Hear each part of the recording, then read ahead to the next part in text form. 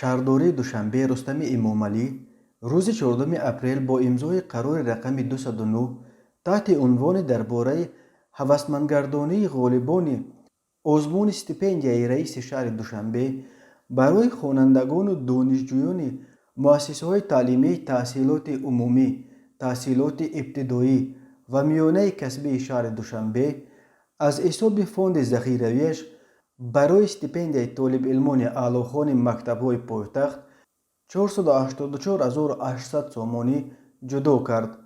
این قریب نیم میلیون سامانی بین 170 خواننده اعلاخوان مکتب‌های پایتخت تقسیم شده هر کدام از این طالب علمان هر ماه 300 سامانی استیپندیه خواهند گرفت. استیپندیای شهرداری دوشنبه برای طالب علمان اعلاخوان مکتب‌های پایتخت سال 2017 بلافاصله بعد به مقام شهرداری پایتخت تاجیکستان تعیین شدن رستم امامعلی تأسیس یافت و هر سال به این مقصد از بودجه شهرداری قریب نیم میلیون سامانی جدا کرده می شود.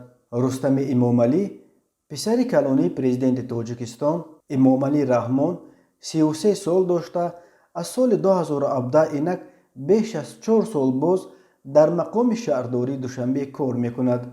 ماه اپریل سال 2020 او رئیس مجلس ملی پلات بالایی پارلمان تاجیکستان نیز انتخاب شد و اکنون رسما رهبر دوم تاجیکستان دانسته می شود. رستم امامعلی را بسیاری ها وارث احتمالی کرسی پرزیدنتی پدرش می شمارند.